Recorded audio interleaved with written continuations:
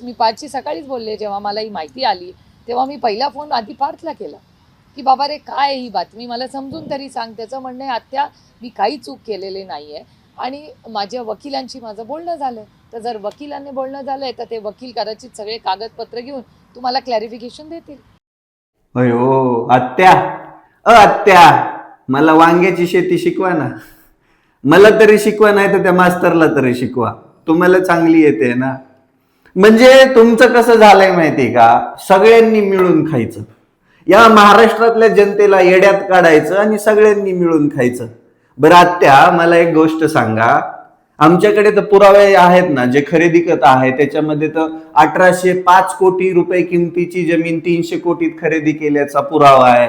500 रुपये stamp duty भरल्याचा पुरावा आहे. अमेडिया कंपनी तुमच्या पार्थ दादाच्या नावावर आहे, तो बी पुरावा आहे. 99% भागीदारी मॅडम त्यांची त्या कंपनीत. मग तुम्ही तरी म्हणतात पार्थ पवार काय दोषी नाहीये. आत्या मी दोषीच नाहीये.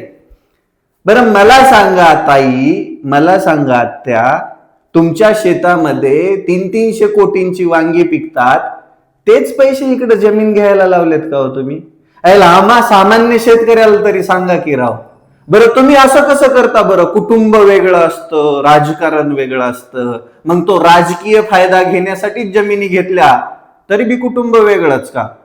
का तुम्ही भांडुळासारखी भूमिका घेता राव? पण मानलं गड्या आत्या तुम्हाला, खरंच मानलं. म्हणजे सगळा समन्वय साधायचा, तीर सोडायचा आणि फायदा करून घ्यायचा. आत्या आमच्यासारख्या सामान्य शेतकऱ्यांची पण खूप साऱ्या अडचणी येतो, जेन्युअन वाल्या अडचणी. तुमच्या पार्थदादांसारख्या अशा अडचणी नाही आहेत.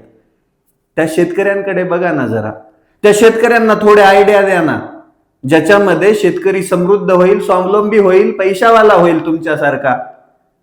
काय मजाक लावला आत्या तुम्ही? सुधरा जरा, जरा सुधरा. येऊ द्या जनतेचं, सामान्याचं राज्य. तुम्हीच कवरपर्यंत आम्हाला लुटून खाणार हो? किती वर्ष लुटताय सांगा बरं तुम्ही महाराष्ट्राला? हा, लय वर्ष झाली ना, तरी तुमचा हे भस्म्या कमीच झाला नाही का? म्हणे आमचा पार्थ पवार दोषी नाहीये. मग कोण दोषी आहे? आम्ही? अरे सुधरा रे.